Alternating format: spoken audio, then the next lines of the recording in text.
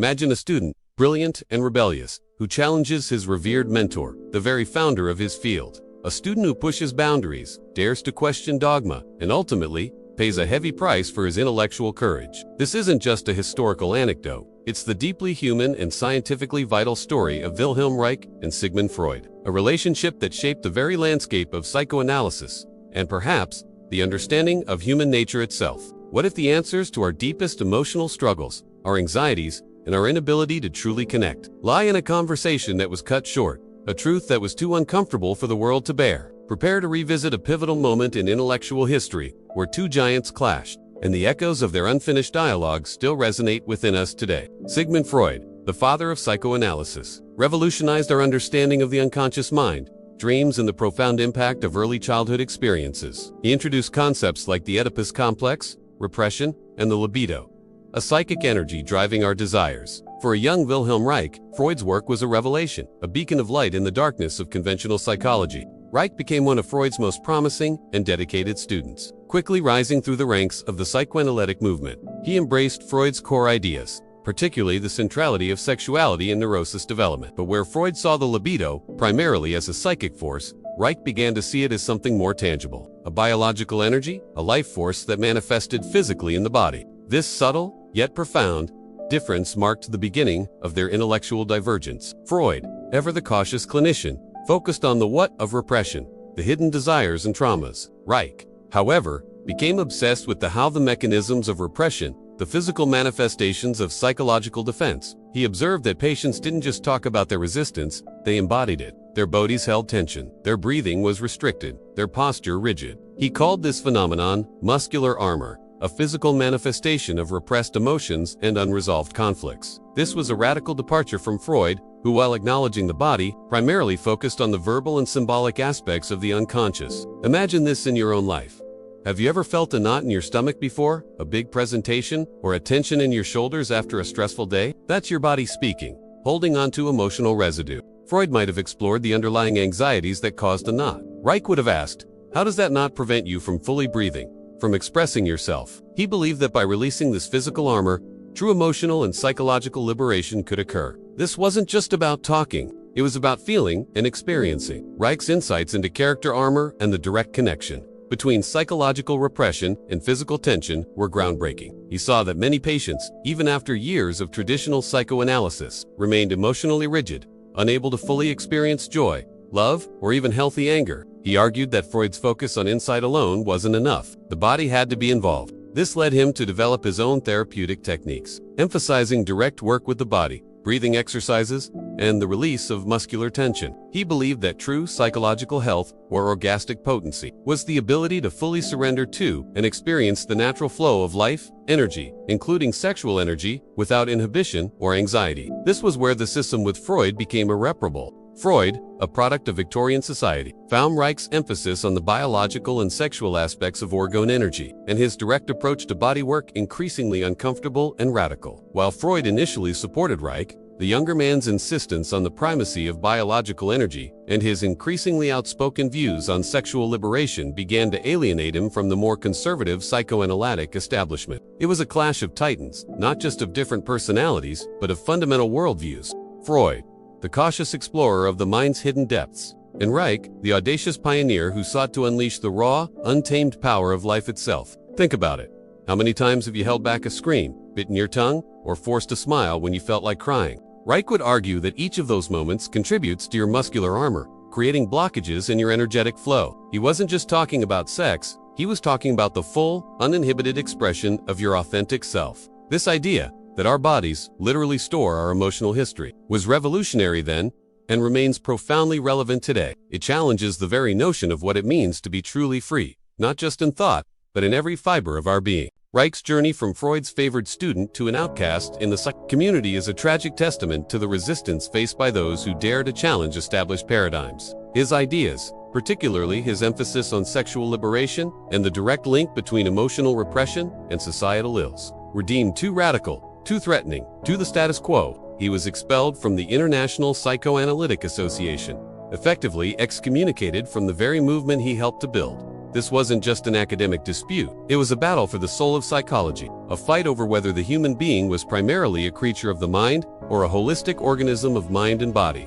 Inextricably linked, here's the bitter irony, the wit in this tragedy. Freud, the man who dared to speak of the unconscious of hidden desires and forbidden fantasies, ultimately couldn't stomach the full implications of his own discoveries when taken to their logical, biological conclusion. By Reich, it's like a chef who invents a revolutionary new dish, but then disowns his apprentice for daring to add a secret ingredient that makes it even more potent. Reich's heresy was simply to follow Freud's own energetic model of the libido to its natural, biological conclusion. He saw the libido not just as a psychological construct, but as a tangible, measurable life, what he called orgone energy. This wasn't a betrayal of Freud, but a courageous step into uncharted territory that Freud himself, perhaps due to societal pressures or personal limitations, was unwilling to take. So, what does this centuries-old intellectual drama mean for you today? It means that the conversation between Freud and Reich, though unfinished in their lifetimes, continues within each of us.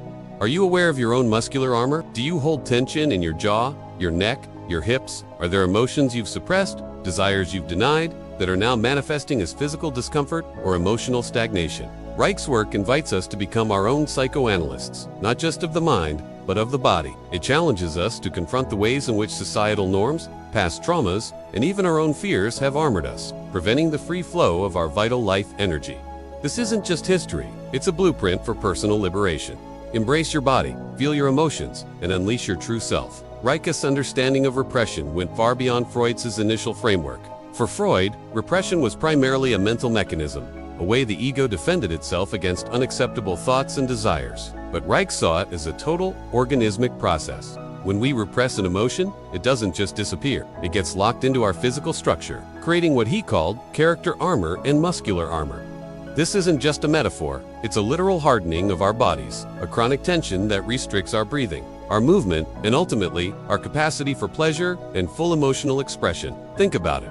How many times have you been told to suck it up, be strong, or don't cry? From childhood, we are conditioned to suppress our natural impulses, especially those related to sexuality and aggression. This constant suppression, Reich argued, creates a deep-seated fear of life itself, a fear of our own natural energy. It's like trying to hold a beach ball underwater. It takes immense effort, and the moment you let go, it springs back with force.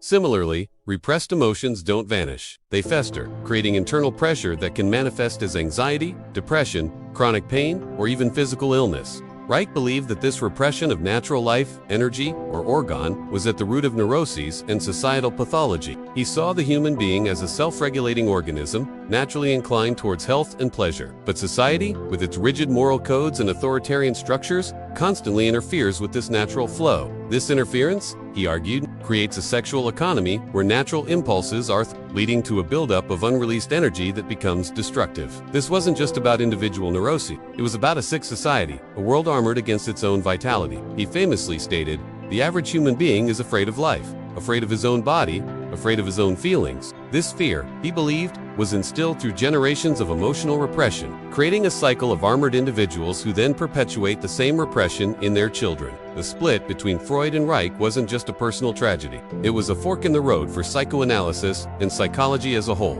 Freud's path led to a more cognitive, interpretive approach, focusing on talk therapy and the analysis of unconscious conflicts.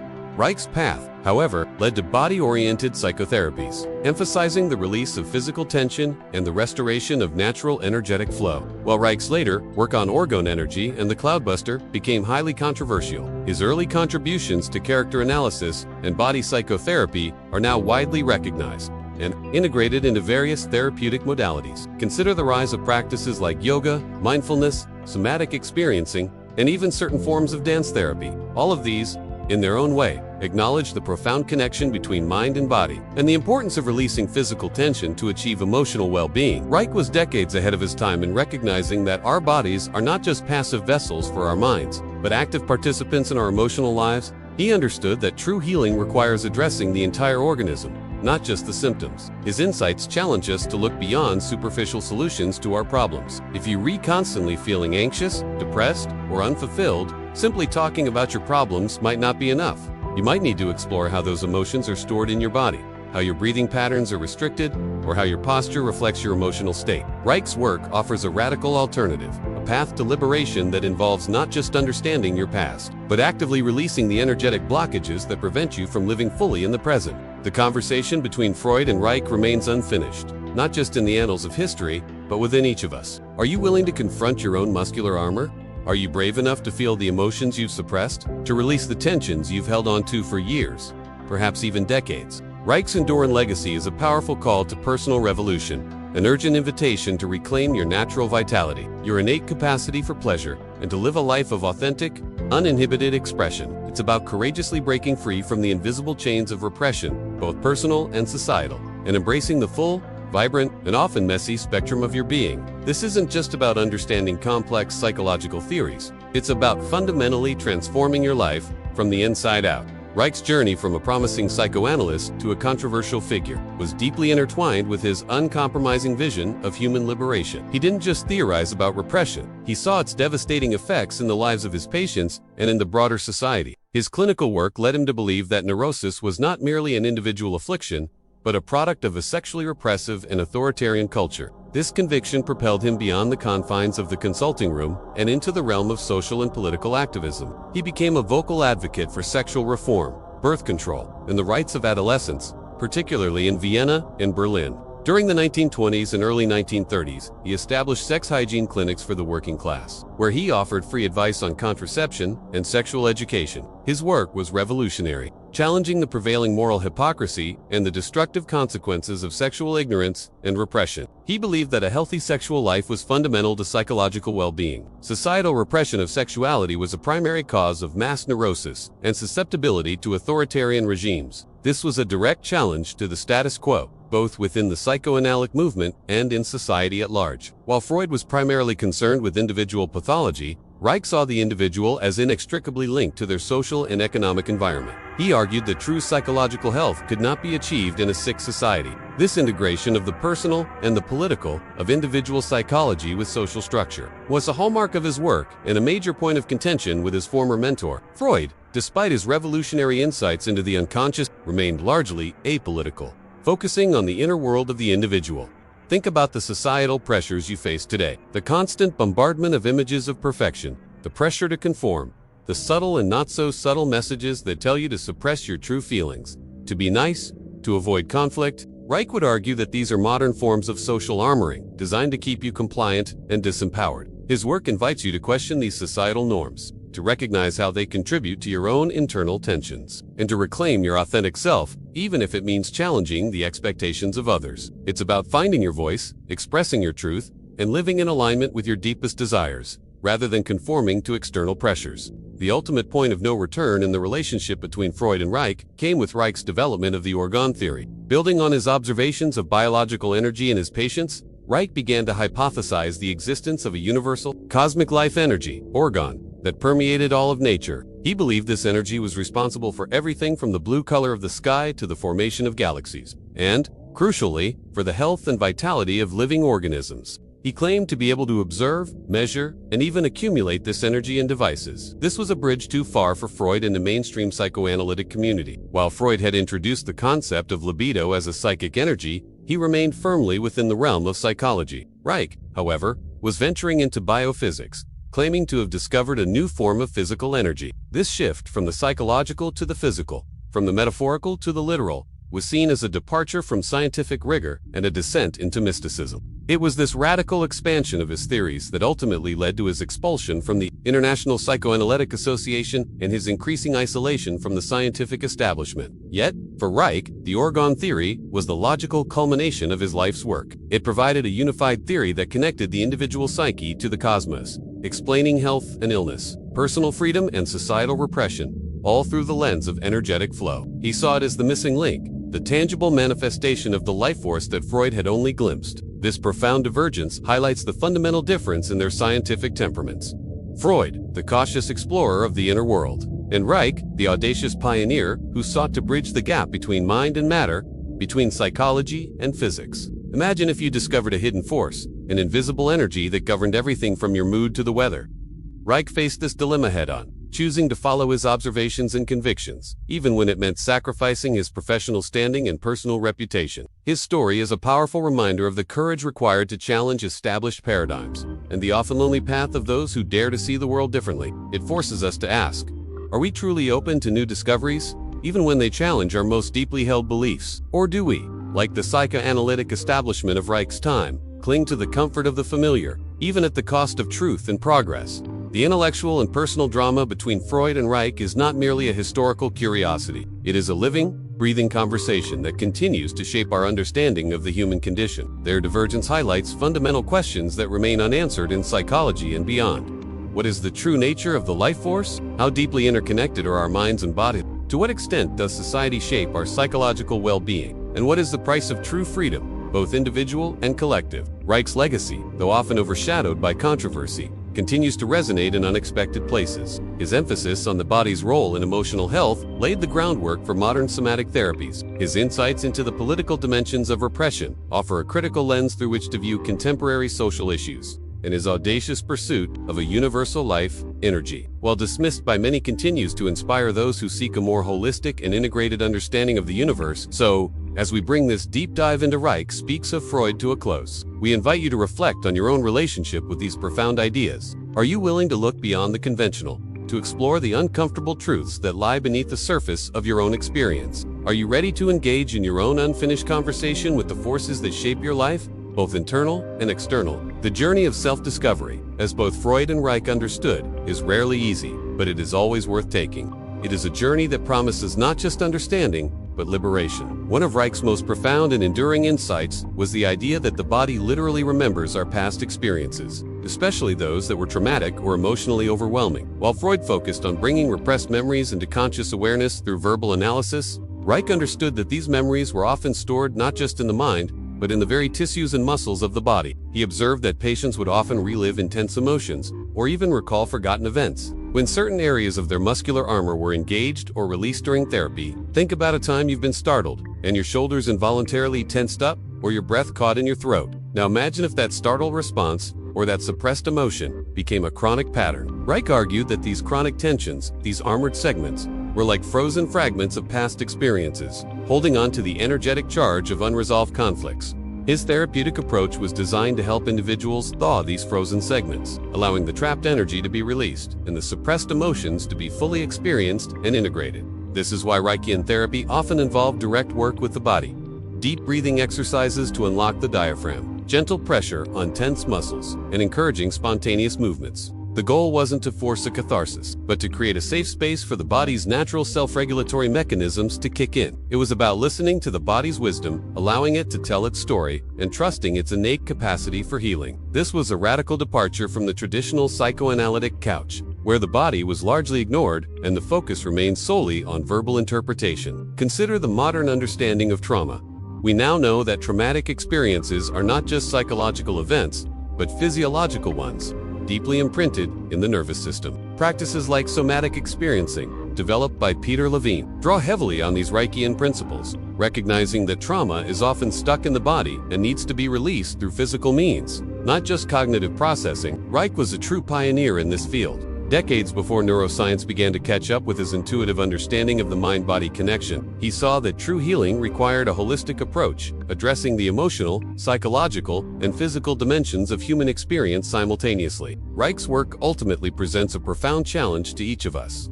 The challenge of authenticity. If our character and muscular armor are defenses we build against a world that feels threatening, then dismantling that armor means becoming more vulnerable, more open, more truly ourselves. This can be terrifying, especially in a society that often rewards conformity and emotional suppression. Living unarmored means embracing our full range of emotions: joy, sadness, anger, fear, without judgment or inhibition. It means allowing our natural impulses to flow freely, rather than constantly censoring and controlling them. Imagine a world where people were truly unarmored, where communication was direct and honest, where emotions were expressed authentically, and where relationships were built on genuine connection rather than defensive posturing. Reich believed that this was the natural state of humanity, a state of vibrant health and spontaneous aliveness. His work was a passionate plea for us to reclaim this birthright, to shed the layers of conditioning and repression that prevent us from living fully and freely. This isn't about being reckless or irresponsible. It's about cultivating a deep self-awareness, a profound connection to our inner wisdom, and the courage to live in alignment with our true selves. It's about recognizing that the very defenses we build to protect ourselves often end up imprisoning us, cutting us off from the very life energy that sustains us. Reich's legacy is a beacon for those who seek a deeper, more meaningful existence, a life lived with passion, purpose, and uninhibited joy. So, as we draw this exploration of Wilhelm Reich's profound and often controversial insights to a close, we invite you to consider the revolutionary implications for your own life. What would it feel like to truly live unarmored? What hidden potentials might you unlock if you allowed your natural life energy to flow freely? The conversation between Freud and Reich, though it ended in their lifetimes, continues within each of us, waiting for us to pick up the thread and continue the journey towards self-discovery and liberation. If this deep dive into the complex relationship between Freud and Reich has resonated with you, if it has sparked a new understanding of your own inner world, or if it has compelled you to question the conventional wisdom about mental and physical health, we desperately want to hear from you. What are your honest thoughts on the concepts of character armor, organ energy, and the political dimensions of repression? Have you personally experienced the physical manifestation of repressed emotions, that persistent knot, that chronic tension, that inexplicable fatigue? Share your insights, your struggles, and your triumphs in the comments below. Your stories are not just comments, they are vital, living contributions to this ongoing, collective conversation, illuminating the path for countless others on their own journey of self-discovery and liberation. And if you haven't already, make sure to subscribe to our channel and hit that notification bell. Join our rapidly growing community of truth seekers, boundary pushers, and those brave enough to explore the full, untamed spectrum of human experience. Together, we can continue to unravel the profound mysteries of the psyche, courageously challenge conventional wisdom, and unlock the full, boundless potential of the human spirit. Subscribe, share, and become an active, engaged part of this vital, ongoing conversation. Don't just watch, become the revolution. Embrace your body, feel your emotions, and unleash your true, magnificent self. The world is waiting for your authentic expression.